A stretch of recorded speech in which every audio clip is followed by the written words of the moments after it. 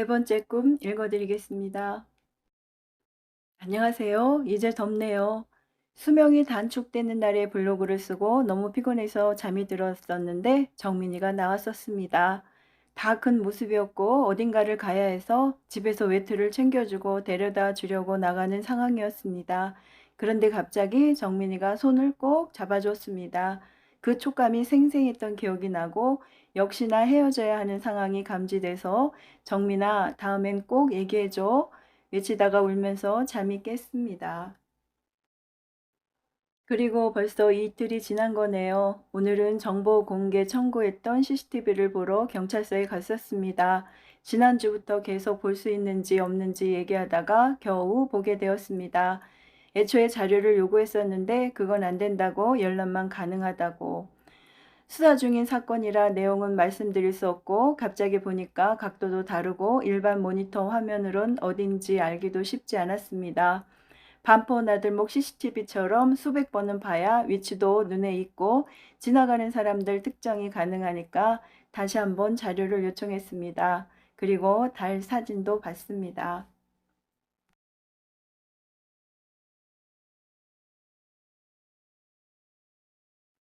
화면을 확대해서 보니 너무나 선명하게 보이더군요. 달 사진 어디에도 정민이는 없었습니다. 통화했다는 내용하고 사진을 맞춰보면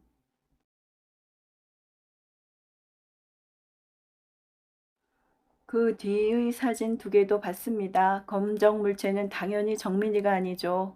계속 맡으시게 된 형사분들께 우리가 생각하는 의혹들 설명드리고 부탁드리고 왔습니다. 이렇게 7월의 첫날이 시작되었습니다.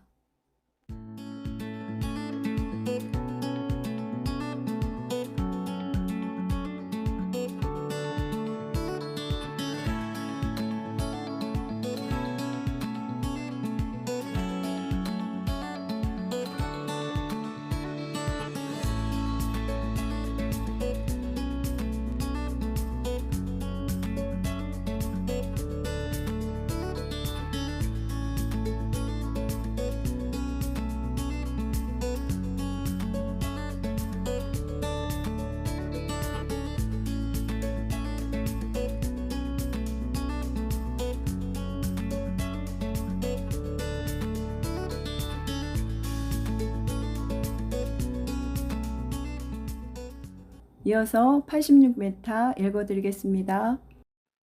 안녕하세요. 어김없이 주말이 옵니다. 정민이 카테고리만 벌써 44개째라니 믿어지지 않네요.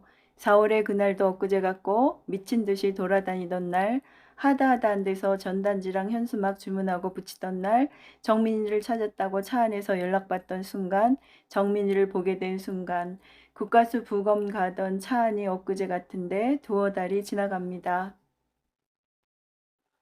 국가수 갔을 때 서초서 업무 이관 받으신 강력계 분들 인사하면서 많은 기대를 걸었었고 장례 치르는 동안 많이 진행해 주시겠지 하고 믿었던 기억이 납니다.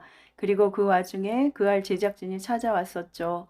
그 바쁜 와중에도 인터뷰하고 자료도 드리고 도움이 될 거라고 굳게 믿었었고 나중에 정보 공개 청구해서 부검 결과서까지 갖다 드렸는데 정말 화가 납니다. 정말 보기 싫지만 정밀 분석을 시작했습니다. 사실과 다른 것은 고쳐달라고 해야 하고 의도적인 것은 어떻게 해야 할까요? 오늘은 그 중 하나입니다. 일단 경찰 발표 자료입니다.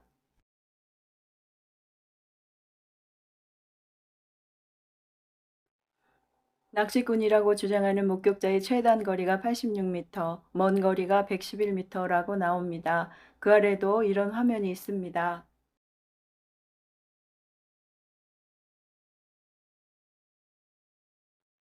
최단이 86m인데 약 80m가 되었군요. 경찰에서는 누군지 알 수 없다는 모습을 재현한 장면이 무려 3번 등장하더군요. 44분 27초, 46분, 50분 51초. 지금 보시는 재현 장면은 거의 얼굴이 보일 정도입니다. 86m에서 111m의 원근감이 맞아 보이시나요?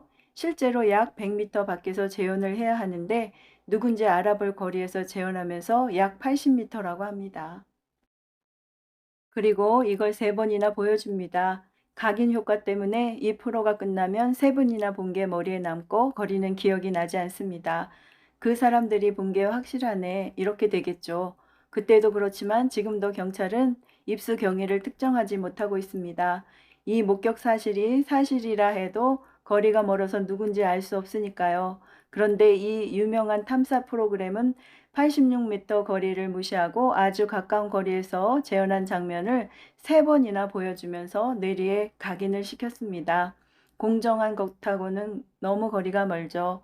지금까지 여기 오셔서 우리 가족을 보신 분들은 저 장면과 정민이가 얼마나 안 어울리는지 아실 겁니다. 이런 식으로 찾아보니 19개의 항의할 사항이 있더군요. 화도 나지만 도대체 왜 이러는지 알 수가 없습니다. 그때만 시청률이 11%나 되는데 기여는 제가 제일 많이 하고 완벽하게 이용만 당한 것 같습니다.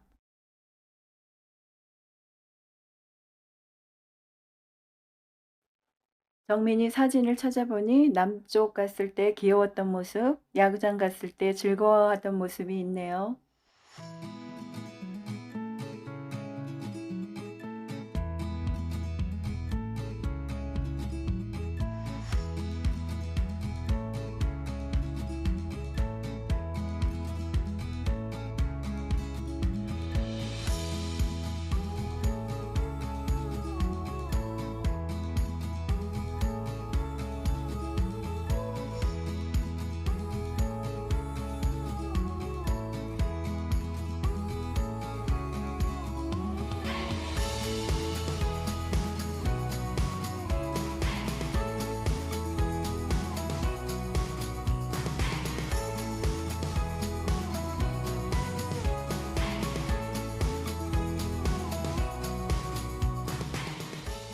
이어서 믿고 싶지 않은 진실 읽어드리겠습니다. 안녕하세요. 일요일이 끝나가고 있습니다. 오늘은 그 알을 다 분석했습니다.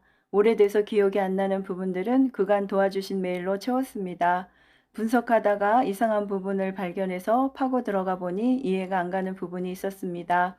원래 시작은 공지 없이 다시 보기를 수정한 내용들에 대한 정리입니다.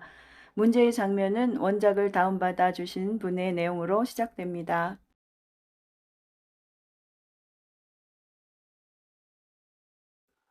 시간이 나와 있는 자막에 문제가 있는지 다시 보기에는 없어졌습니다.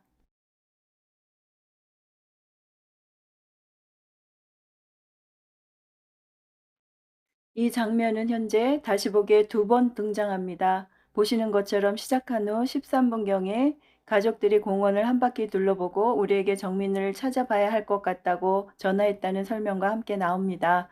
아시는 분은 아시겠지만 제 아내가 전화를 받은 시간은 새벽 5시 28분입니다. 그때 진짜 장면은 이렇죠.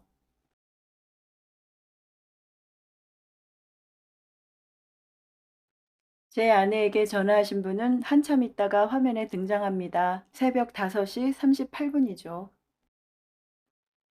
10분도 더 지난 장면인 새벽 5시 38분 이후의 장면.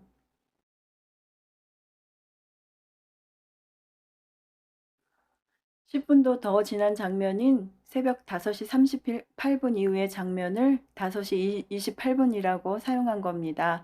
맨 위의 사진과 비슷한 각도의 장면을 찾으면 아래와 같이 거의 5시 39분이 됩니다.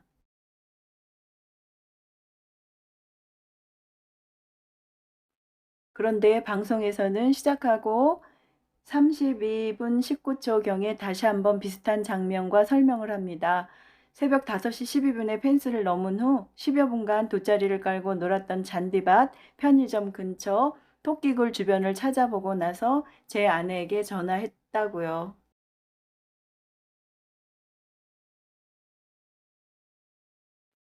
여기서 말하는 10여 분간 동안 전화하신 분은 주차장이 차 안에 있어서 이 근처에는 오지도 않은 시간이고 부자는 강변과 강비탈만 주구장창 보던 시간입니다.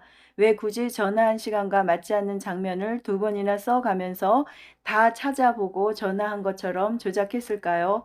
맨 처음에 지어진 자막의 시간이 새벽 5시 28분이라 실제랑 달라서 지웠는지 이상했습니다. 그래서 자전거 대여점 영상을 찾아봤습니다. 여기는 처음 만난 시간이 5시 39분이라 정상적으로 나오네요.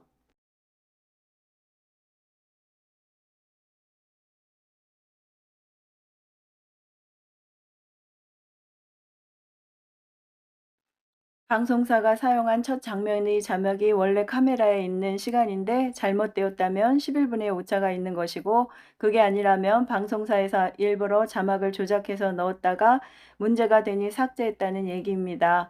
그럴 필요가 있는 일일까 싶고 무슨 생각으로 그랬는지 궁금합니다. 오늘은 이런 걸 분석하다가 하루가 갔습니다. 생각해보니 정민이가 호주에 방학 때 아내랑 간 적이 있었는데 저는 한 달간 기러기였죠. 그때 정민이 사진이 행복해 보였던 게 기억이 나서 찾아봤습니다. 통통하고 보기 좋네요. 그 당시 한 달 만에 입국했을 때 공항에서 기다리다가 꼭 안아줬던 기억이 생생합니다.